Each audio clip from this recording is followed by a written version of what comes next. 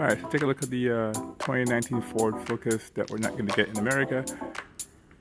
It's a rental car. It has only like 300 miles on it, but you can see the difference, the visual cues that they changed, or design language as they call it. Yeah, it's pretty cool. Obviously they have different stuff out here in Europe. ST line, we don't have that in America. These mirrors are automatic. It's a hatchback, obviously, with LED lights and everything. Pretty cool spoiler. And that's the factory wheels. Most of the cars out here are manual, so 6-speed manual, which is common.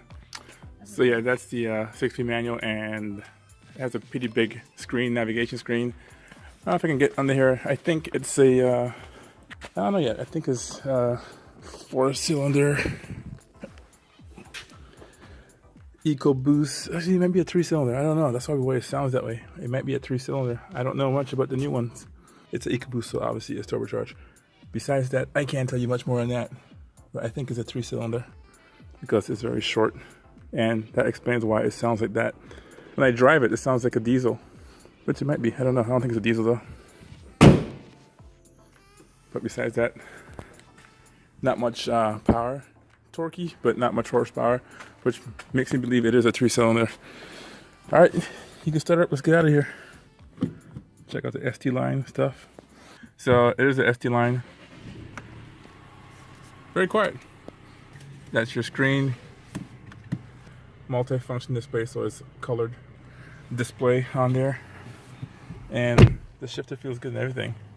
So anyways, that's all good. It has Apple CarPlay and Android Auto. Obviously we're in 2018 and it's a 2019 version, so it should have that. It does have built-in navigation, which is pretty cool for a rental car. But yeah, so that's that. I might get some more shots when we leave the parking garage. We're still indoors, which is pretty cool.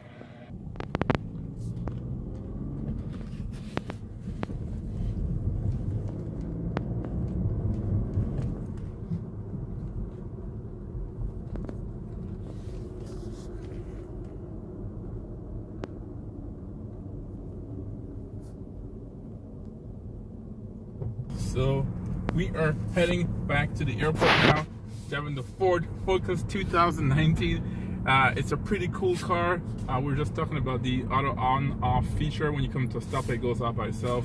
A lot of cars out here have this. This one's kind of weird because we were actually at the gas station putting gas in the car, and I forgot that I didn't turn the car off. It just went off by itself.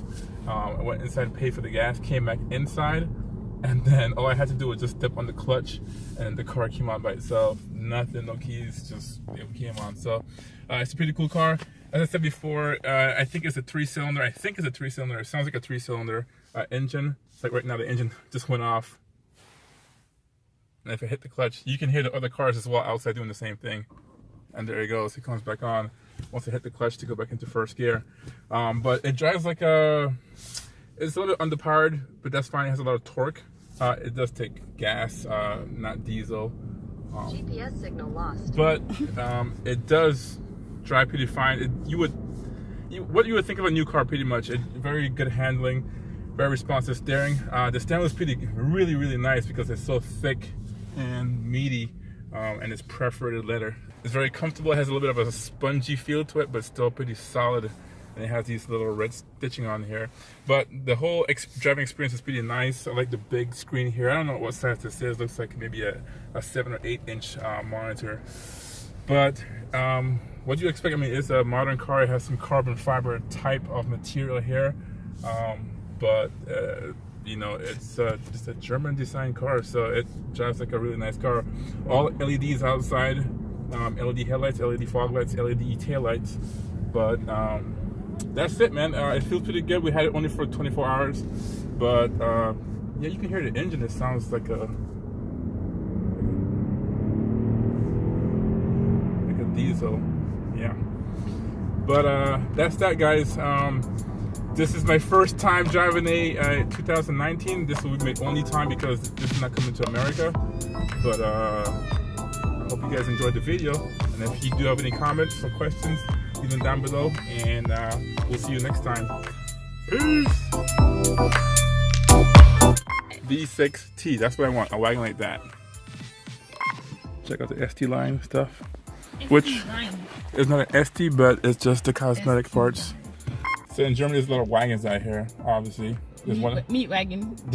meat wagon.